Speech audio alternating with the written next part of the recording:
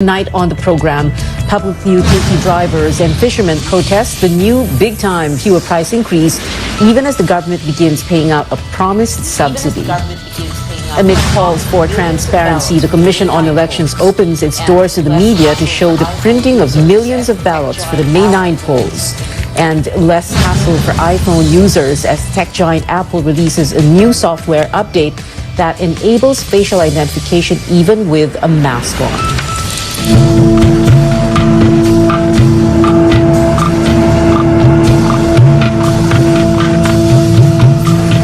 The spike in gas prices today triggering protest actions both on land and on water as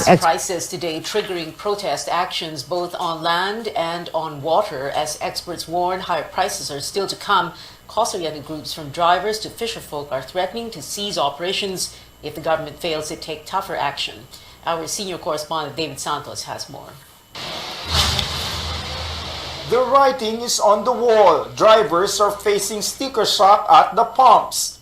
A liter of diesel in some gas stations now surpassing the 80 peso mark, while regular gasoline hitting over 84 peso per liter. Sana, kung meron may malasakit ang gobyerno sa amin, medyo ipakita naman nila. Transport groups fuming over surging gas prices are threatening to go on strike. And while the government offers a 6,500 peso fuel subsidy, drivers say that amount barely helps. Baka kulangin pa po ma'am sa isang linggo doon sa malalaking makina na mga ginagamit namin ng mga jeepney kagaya po ng biyaheng Cubao-Antipolo, yung pong mga lugar na yan. Yung pong biyahe namin po dyan sa Baguio, yung mga La Union to Baguio, yung mga bus namin, mga UB Express namin po doon, ay kulang po yung 2,000 na kanilang ikinakarga na krudo isang araw. So kung hintayin nyo po yung 6,500, ilang araw lang po nilang gagamitin yan. From the streets, protesters also calling for more action at Laguna Lake. Isipin mo naman, yung 80% na kinikita namin para na lamang sa gasolina mapupunta. Kaya marami sa ating mga mangingisda ngayon ay nakakaisip na maghanap na lamang ng ibang trabaho para mapunan yung kanilang mga pangangailangan sa pang-araw-araw. Fisher organizations want government aid more than just fuel discounts. They too could hold operations that could affect the flow of fish supply and the prices. Hirap din po kami, wala kaming kita. From fishing to transporting them to wet markets, there's no denying the impact of skyrocketing gas prices on our fish supply. No relief in sight, at least for now, both for wary fishermen and consumers alike. Lolit Menchilina used to get a kilo of fresh tilapia at 80 pesos. Now she has to pay 20 pesos more. Ang gasolina po natin ang tumataas, kaya lahat po ng produkto natin ay tumataas. The high fuel cost is also impacting businesses like Aldi Perantes Carinderia. He is likewise forced to jack up prices of his menu. Sir, tiyaga-tiyaga na lang sir, kasi kung hindi na kami magtsatsaga, wala rin kami kakainin. David Santos, CNN Philippines. In Valencia City, Bukidnon, commuters are confused because Motorella drivers are now asking for an additional 5 pesos to the 10 peso minimum fare without the approval of the local LTFRB. A Motorella, which is a hybrid of a tricycle and a mini jeep, is a common mode of transportation in the province. From the usual 4 people, commuters say some drivers are now taking 5 passengers, partly to cope with high fuel prices. Valencia Vice Mayor Paul Murillo, who also chairs the city's Motorella Regulatory Board, has expressed alarm. He says board members will meet tomorrow to address these concerns. Government subsidies should have or could have cushioned the impact of the massive fuel price hike on PV drivers, but as Amor Santos reports, many of them were left waiting on the day the government promised to start the payouts. Wala pa. This is the common sentiment of jeepney drivers on Tuesday, the day the government promised to start the fuel subsidy payouts in the midst of yet another hefty fuel price hike. Virgilio Durban hoped the 6,500 peso fuel subsidy would be credited to his Pantawid Pasada card by Tuesday afternoon. But pina-check ko lang kung mayroon na pong laman, kasi wala pa po. he went on to work, knowing he'll again have a small take-home pay. Most jeepney drivers we talked to said the cards are still with their operators and still empty. The subsidy would have been a welcome relief for drivers like 45-year-old Jesus Peralta, a father of 4.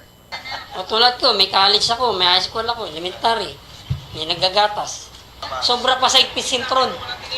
His operator says the government should provide separate assistance for drivers and operators. Kasi ang operator din, nangangailangan din sila. Di naman pwede namin taasan ang boundary dahil sa hirap ng panahon. May mga driver naman nagka-problema din sa sakyan nila. Kaya napunta doon sa maintenance. Ay, hindi namin yung operator. Malaki yung gastos ng piyesta. Makakuha na ng bayarin.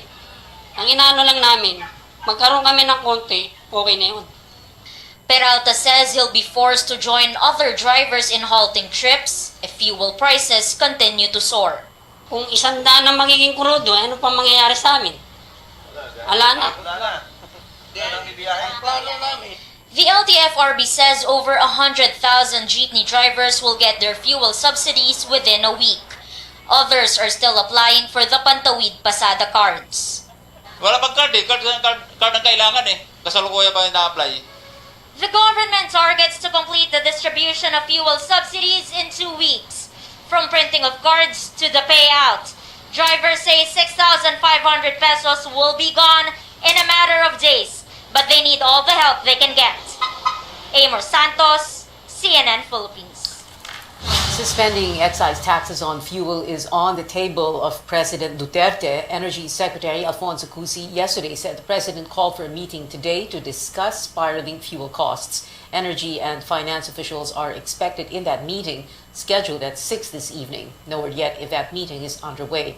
Economic managers earlier rejected the idea of suspending excise and value-added taxes on oil and instead offered other interventions. Meanwhile, officials are looking into supposed anomalies in the distribution of aid to workers in Quezon City. The Office of the Ombudsman says it is conducting a motu proprio investigation into the Labor Department's TUPAD program. The Cash for Work assistance aims to help displaced or disadvantaged workers amid the health crisis. The Ombudsman says its probe will focus on alleged illegal payment deductions and collection of processing fees from beneficiaries. The DOLE earlier suspended the TUPAD program in Quezon City over reported irregularities.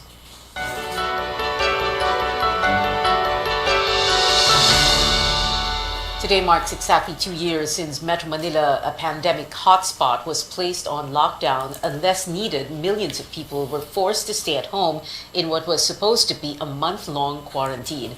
But that turned into years of restrictions as the country grappled with ballooning COVID-19 cases. 2 years later, the capital region is seeing a clear road to recovery under the most relaxed Alert Level 1, while the whole Philippines is considered low risk for COVID-19 with vaccination in full swing. Lahat ng ating region sa ating buong bansa ay nasa low risk classification na. Ang ating ICU at saka other bed utilization is all less than 50%. Deaths naman ngayon ay patuloy na bumababa din. Wala tayong nakikitaan na any regions na may uptick or pagtaas ng mga kaso. Ito na siguro yung pinakamahabang panahon na wala tayong naging biglang pagdami ng kaso. If I'm not mistaken, siguro halos 2 buwan na tayong mababa and really it's a huge blessing. And this is really a good time to start thinking about our next phase or intensify those preparations for the next phase. As the country ushers in the new normal, the government extends the 4th national vaccination program in some regions until this Friday, March 18th. Around 1.4 million people have been inoculated, still short of the 1.8 million target. National Vaccination Operations Center Chief Mirna Kabutahe says this may be the last massive rollout. The next immunization drive will focus on areas with low vaccine coverage.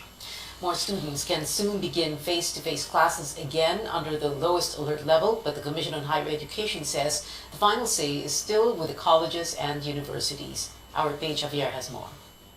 Miguel Rizon and Samantha Mones are just some of the students who are set to return to the classrooms this semester. Miguel is a third-year chemical engineering student, while Samantha is a nursing freshman. They say they've been preparing for face-to-face classes for months now, but it was delayed by the Omicron surge. Sa course ko, kailangan talaga ng face-to-face, may social interaction with one another. At first kasi masaya kasi I'll be doing lab works with my thesis mates and finally visit UP. Yes, maganda may option na, but I don't think a lot of students would opt to do it because of the proposed guidelines. Miguel says students can either live outside campus or in college dormitories, but movement will be restricted to avoid the spread of the virus. He believes the additional costs may burden some students and parents. The Interagency Task Force has approved new guidelines for face-to-face classes for colleges in areas under Alert Level 1. Tuloy pa din yung ating requirement na only vaccinated students and faculty can go to and attend the face-to-face classes. Number two, the capacity of the facilities is now up to 100%, including dormitories and gymnasiums, etc. Number three, the universities will open on their own. College students participating in physical classes must register with PhilHealth and get medical insurance. Miguel and Samantha are confident to return to the classroom given the protocols in place. What they recommended still was limited capacity in the lab. If kailangan namin mag-return demonstration or gumamit ng laboratory, doon lang po kami papasok sa school. Commission on Higher Education Chairman Popoy de Vera says schools will have the final say on the mode of learning. Flexible learning is still the policy. Hindi naman kailangang bumalik doon sa siksikan na 100%. Pwede po gawin 50% lang. Doon sa consultation naman namin sa mga schools, walang nagbabalak na ibalik 100% yung kanilang mga estudyante. Ched says over 300 private and public higher education institutions are already conducting face-to-face classes. They expect more schools to follow suit next school year. Paige Javier, CNN Philippines. Up next, a walkthrough of the Commission on Elections ballot printing process ahead of the May polls, and what are presidential candidates saying about the latest Pulse Asia survey, where former Senator Bongbong Marcos leads by a whopping 60%. Newsnight returns after the break.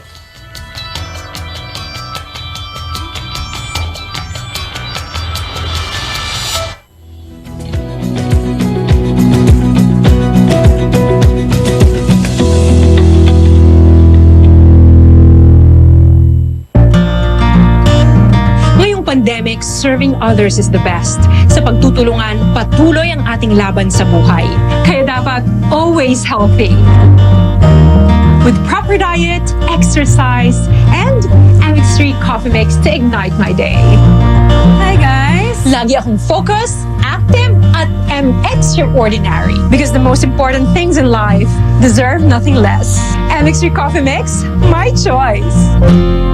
Napansin ko, di na sinusuot ni Mama ang pustiso niya at di komportable. Baka gumalaw ang ngipin at di na magkasya ang pustiso pag di sinuot araw-araw. Use Polident para mas komportable ang kapit. Mag-Polident araw-araw.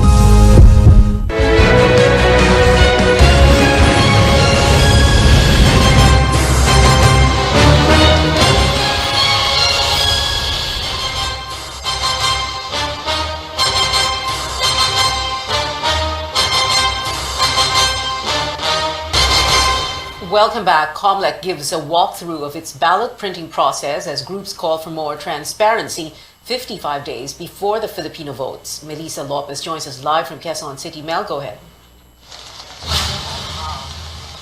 Pia, members of political parties, poll watchdogs, and media were allowed to enter the National Printing Office for the first time since ballot printing started in January.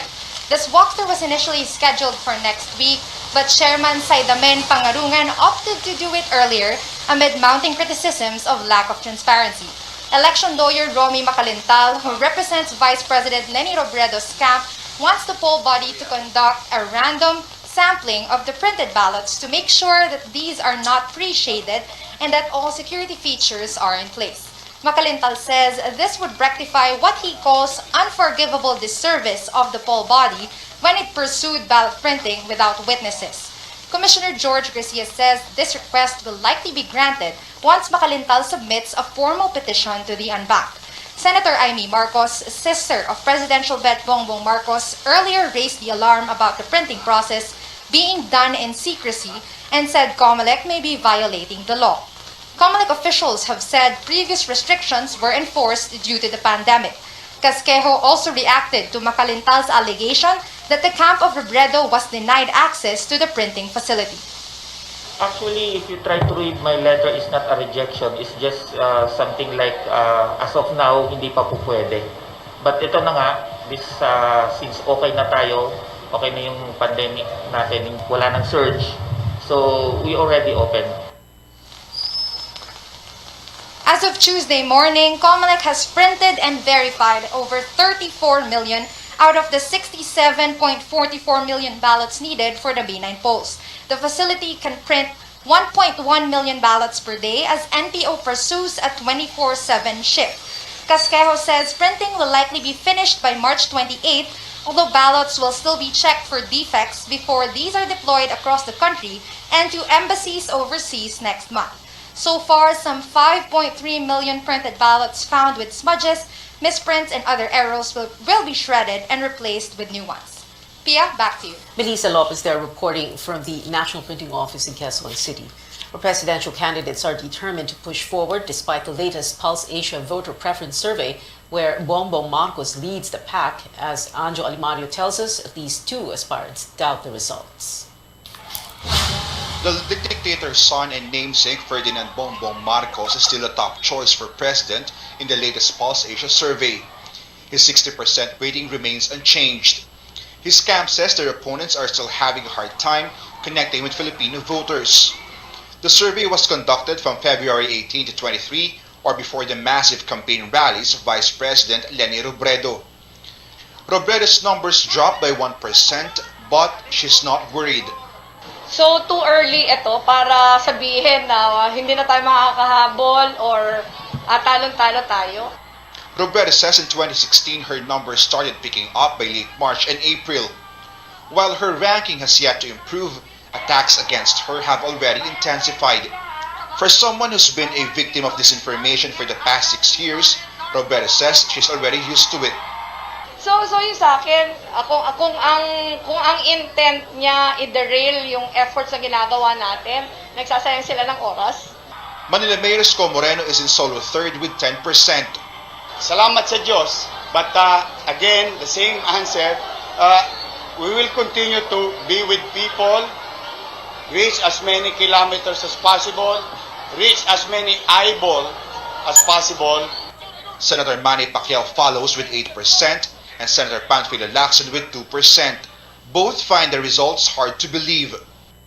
Base sa akin, no, sa sarili ko naramdaman sa ground, parang hindi ko kayang tanggapin na pagkatapos pa ng mga presidential forums, saka mga interviews, lalo pa akong lalagapak.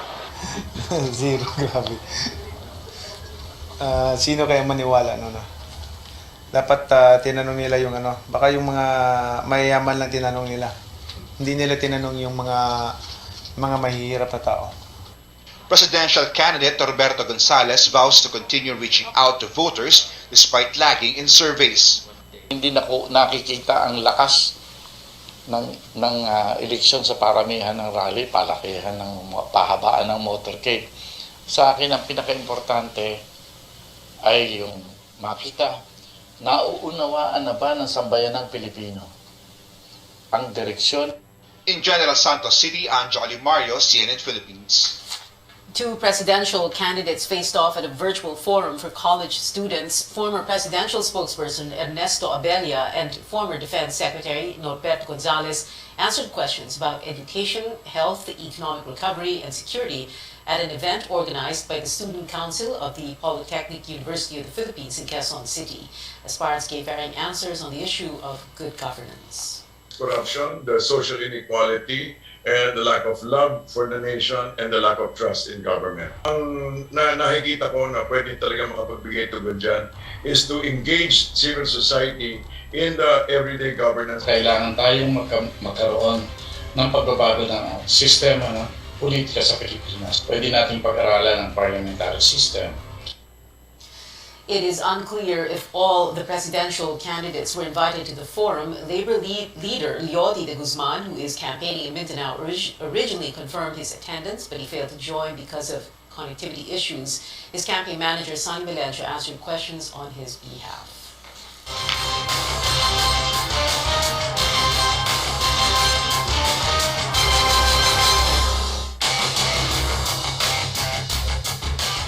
A security expert raising concerns over China's intrusion into the Sulu Sea. The Foreign Affairs Department has summoned Chinese Ambassador Wang Xilian over the illegal incursion and lingering presence of a Chinese Navy vessel in Philippine waters last January 29th. The vessel claimed it was only exercising innocent passage. For us, it's a security threat. It's very clear that China's presence in that area is a threat to our security because it's creating a security anxiety. Because we feel violated, we feel that our territorial integrity is being violated, we feel that we are incurring in our territorial waters. So it's very clear a security threat. But whether we can legally account China for their actions, that's another matter. This is not the first time the DFA summoned China's ambassador. In 2019, a Chinese aircraft carrier passed through Philippine waters without permission. Straight ahead on Newsnight, only 2 days until the Miss World coronation, the country's bet shares how her closed-door interview went. And fans of BTS can look forward to hearing this member's voice in a new K-drama's soundtrack. Details when we return.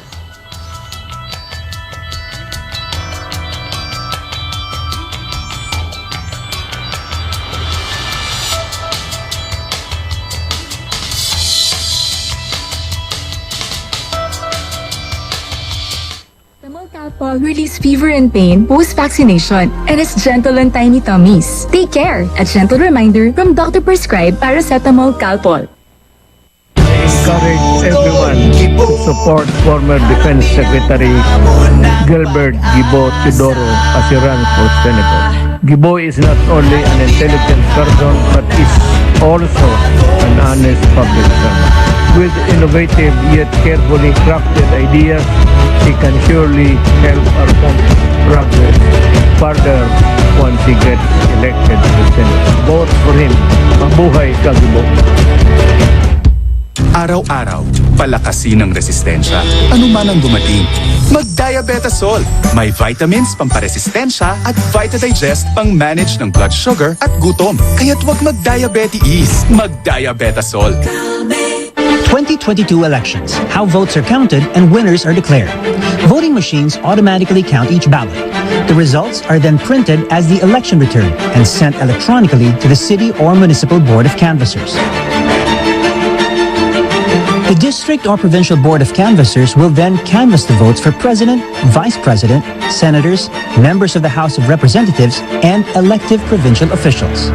Once complete, the board will produce the certificate of canvass votes. The certificate of canvass will then be transmitted to the COMELEC for senators and party list representatives, and to the Congress for the president and vice president. The certificates of canvass will be used as the basis for proclaiming winning candidates.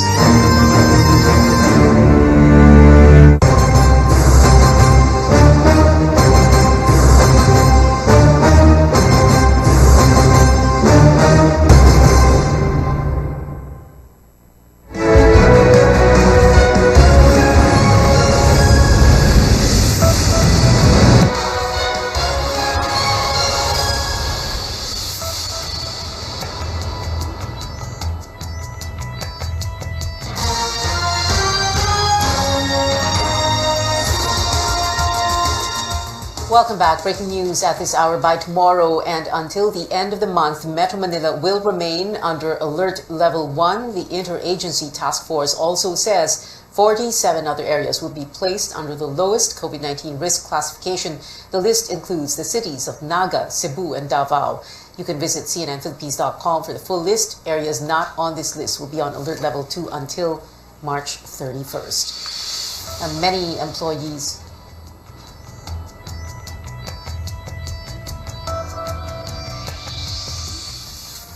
Many employees and companies also preparing to return to on-site work as establishments and activities are now allowed to operate at full capacity. Our Chrissy Matulak reports. Jen Gonzalez works at a business process outsourcing or BPO company. Now that life is slowly returning to normal, she is preparing for on-site work. Jen admits that after 2 years of working from home, it will take some time for her to adjust to on-site work and be away from her kids. As an advocate for the company, I have to support the company who supported us for 2 years. Virtually, ang hirap mag-engage with one another, di ba? Hindi mo kasi malaman kung anong ginagawa nila. At least this time, you'll get to spend more face time with them. Companies are also gearing up for the new normal. Some firms have retained their transportation service for employees to help them adjust to on-site work.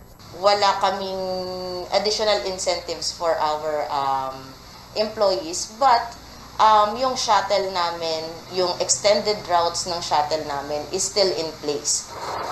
According to the Finance Department, the current allocation is for the fuel subsidy of drivers of public utility vehicles. Finance Department spokesperson Paula Alvarez explains how companies can utilize the subsidy to their advantage. You can hire shuttles for your employees, and then ang i-partner mo yung mga registered na public utility vehicles na nakakatanggap ng targeted support. That way, you benefit from the support the government gives the public utility drivers, and at the same time, yung public utility drivers assured sila na meron silang business na mag-ooperate. The DOF says companies can still offer flexible work arrangements. However, companies operating at eco-zones or those that are registered under the Fiscal Incentives Review Board need to use their offices for them to continue receiving benefits. Hindi sila nagbabayad ng tax. So meron silang income tax holiday. Yun yung number one. That's wala silang kahit anong binabayarang tax. Or yung mga nasa different tier na ng kanilang period to operate in an eco-zone, nagbabayad lang sila ng 5% tax in lieu of all other taxes. With a series of fuel price hikes and rising costs of commodities, employees and private companies hope that the government continues to assist them while transitioning to the new normal. Chrissy Matulak, CNN Philippines.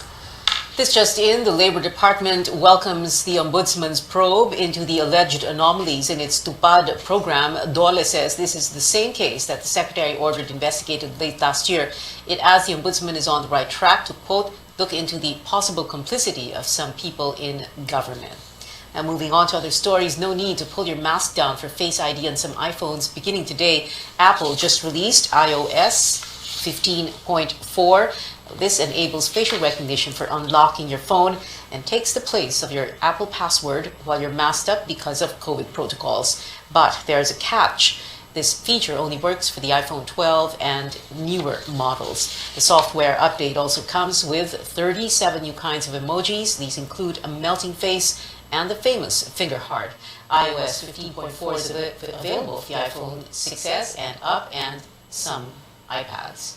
On to the beauty pageant scene, Tracy Maureen Perez giving fans an update 2 days before she takes to the stage for the Miss World crown.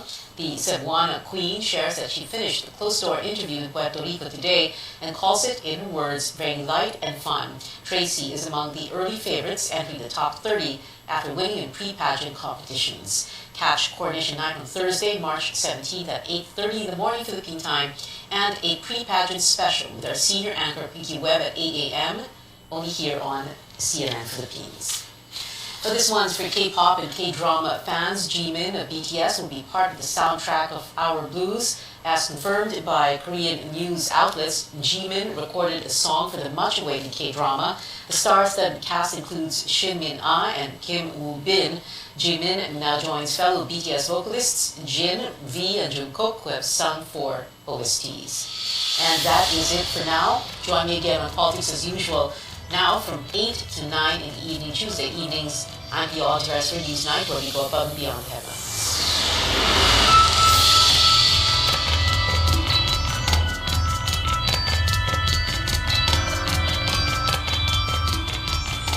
Mas pinalawak, mas pinalakas. RPN sa iba't ibang mga lawigan. DZRL, Makisig, RBS Baguio, DZKI Iliga, DYKB Bacolod, DYKC Cebu, DXKS Surigao, DXKD Dipolo, DXKO Cagayan de Oro, DXKT Davao, DXKP Pagadian, DXXX Zamboanga, DXDX General Santos. RPN Radio Philippines Network, DXTV Dipolo Radio Ronda Member, kapisanan ng mga broadcaster ng Pilipinas.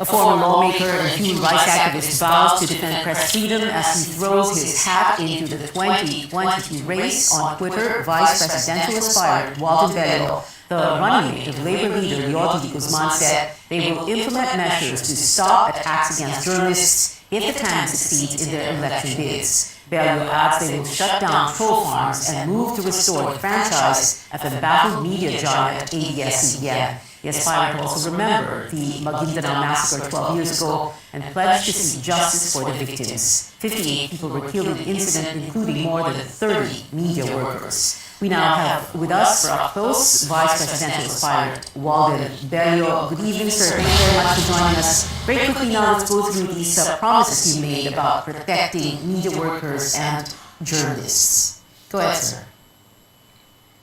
Let me just say that the role of the media is extremely important. We do have a number of major proposals to protect journalists. I would say that we do need a special prosecutorial team that would be just focused on investigating and making sure that justice is done when it comes to the killings or the hurting or the threatening of journalists. That I think is extremely important. We did say that yes, we are going to push for the restoration of the ABS CBN franchise, and we will dismiss all charges that have been made up by the Duterte administration against Maria Ressa and Rappler. Pia, the problem really is not just random violations by politicians. It is really the mood of being anti-free press that encourages these kinds of violations below. And Malacanang under President Duterte has been so anti-free press, that it's almost like a license, to people that would like to destroy the freedom of the press because their interests are being affected, by local and national journalists. Yeah. So we really need to get this atmosphere of intimidation that is represented by Duterte. That is number one. That has to be removed. Let's be very specific. When you say that number one, you're going to move to restore ABS-CBN's franchise and dismiss all these cases against Rapplers, Maria Ressa, how exactly are you going to do that? Because of course, franchise is responsibility hawak yan ng House of Representatives. So President Yodi de Guzman would order or coax congressmen to give ABS-CBN its franchise, and then for the cases against Maria Ressa et al., you're going to order the judge to rule to dismiss the cases or to say that Maria Ressa is not guilty. Ganun po ba? Yeah, on the second, on Maria Ressa, you remember, it is the executive that has launched these charges against Maria Ressa, okay? Private citizen. It was a private citizen who filed the cases. Yes, but it is backed by the executive, okay? And I think that once you have a different administration, that basically says it is not going to support, the prosecution of these charges against Maria Ressa. I think that will make all the difference. Alam mo nung nakibiro tayo hindi naman yung private citizen na yun is really the one. He's being pushed by Malacanang. That's it. Wag na tayo magbiroan. That's Duterte's ploy. And if we but to go to the second point, yes, Congress will have to take a role in terms of restoring the franchise. But we all know naman, that the reason that those members of Congress voted, to take away the franchise against because the president spoke out against ABS. Yes. Okay. Was because of Malacanang's pressure. Well, of course. Yes. Well, sir. Yes. Actually, this private citizen you referred to has already said before that he has done this on his own. Anyway, sir, we need to move on to another favorite topic of yours, Bongbong Marcos and the Marcos family. So, first, my question is, President Duterte has gone after Bongbong Marcos, saying he is a weak leader and a spoiled child. Syempre, top of mind for all of us kasi is that he's leading the survey. So that's why else would people be attacking him, right, sir? Kasi, diba, papansinin niyo ba siya kung mababa siya sa surveys? Well, the problem really is, that the Marcos family has, participated, led this effort to try to paint what were the most nightmarish years in our country as a golden era. No? And I think that's, the guy's not running on any platform.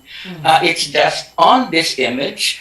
And what we are going to do in this campaign is to expose the fact that he has feet of clay, he has no record, okay, and that all that is being presented is an image that is wrong, that in fact was not the case.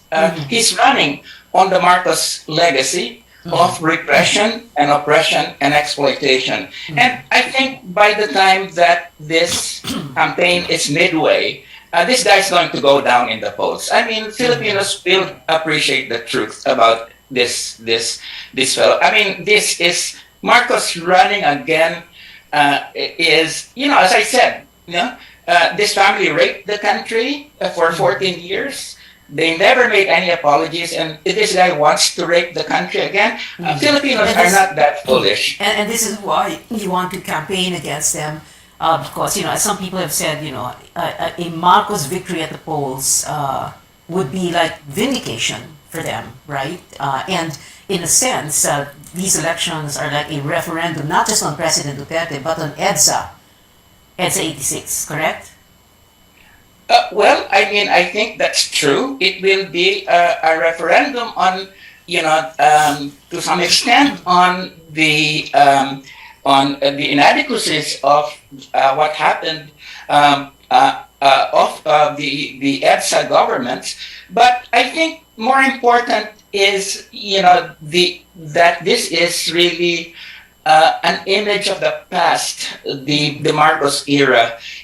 That is untrue, that is being sold at this point in time. As we said, I and my running mate, Leody de Guzman, are out to, the reason that we're in this process is because we are out to stop the Marcos Duterte axis of evil.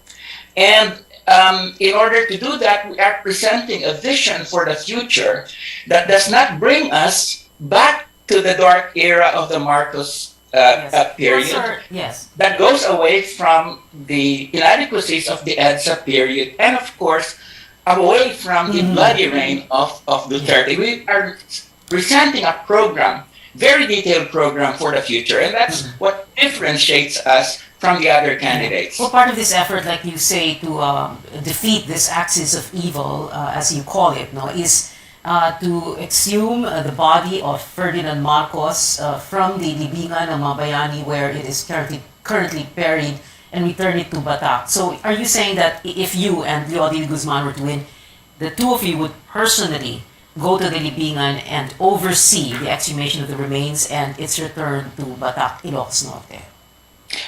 Yes, and we will charge the Marcos family for the expenses of the exhumation as well as, sending it to Batak. But as I said, if Madame Tussauds Wax Museum is interested in this waxen image of Marcos, then we'll sell it to the, Madame Tussauds, and the money goes to, the Philippine government. So as far as we're concerned, let's exhume that body, get it out, get it to Batak, or send it to Madame Tussauds in Hong Kong. Would they be interested? I would imagine so. Madame Tussauds would, they take all sorts of images, including waxen images. Just recently, Bongbong Marcos, through his lawyer, submitted drug test results to PIDEA and the NBI and the PNP. You believe them, of course. Do you? I would never believe anything submitted by a liar like Marcos. I mean, Even this if it guy is- lied about his university degree, right? Even if it is supposedly a certification from a renowned hospital, St. Luke's, although we did try to get official word from them. Well, I would not put anything beyond this family. They could buy St. Luke's for all I care. This is not something that you would take firsthand coming, from Marcos. And as I said, if the COMELEC wants to requires us to do drug testing, Cagliode and I will do it, but we're not going to do it to participate in this circus that is mainly out to clean Bongbong Marcos. No, this is not. And unfortunately, Isko Moreno and Soto, etc., they're all participating in this circus at this point in time, and it's shameless. It's shameful. Okay, well, Jenny Robredo said she would undergo drug testing, basta random. But anyway, sir, we need to take a very quick break. When we return, we'll still have with us Vice Presidential hopeful Walden Bello.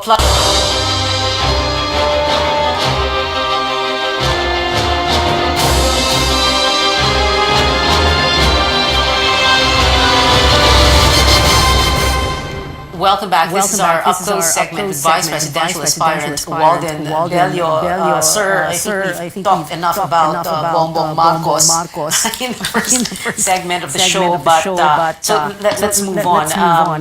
There are a few questions here about the government's pandemic response and how you and Cagliode de Guzman, if you were to win, would like to handle differently the pandemic. The crisis. We have a 13-point program, to contain COVID-19. One of the first elements of this is that we want to be able to have 75% of the population have a second dose by September 2022. That is very close, if not unheard immunity. Okay? And we will also want to make sure that all 50% of seniors have a booster shot by then, and 100% of healthcare workers and 50% of the immunocompromised. Secondly, we will make sure that we will allocate 250 billion pesos for the budget for FY 2023, which is the fiscal year we will be there, to COVID-19 related medicines and vaccines as well as treatment. And we will prioritize the purchase of Gilsottervir, which is one of the major COVID-19 mitigation medicines. And we will make sure that the first line of defense is preventive measures, and that first line of defense against COVID-19 is in fact in place. So this 13-point program is very much all linked to each other. But Pia, the important thing, is that we are able to generate the resources to be able to have an effective program. And we are going to do that by taxing the rich, making sure that there's hemorrhage of payment of foreign debt is stopped, and making sure that all of these allocations for things like the NTF, which is use LCAT, is reallocated to the health budget, and particularly to COVID-19 containment. So we have the measures, and we have the proposals to fund them, because it is irresponsible to have measures without also presenting proposals to fund them. And that is what you see in our program. Well, I'm sure all these big businessmen heard you when you said you taxed them. But anyway, I wish we had more time. We're talking about a trillion pesos to be gained, from taxing the top 250 billionaires in the country. And we're serious about that. Thank you so much for being with us. Hope we can have you back here again, Vice Presidential Aspirant Waldo Bello, sir. Maraming salamat po. Mas pinalawak, mas pinalakas. RPN sa iba't ibang mga lalawigan.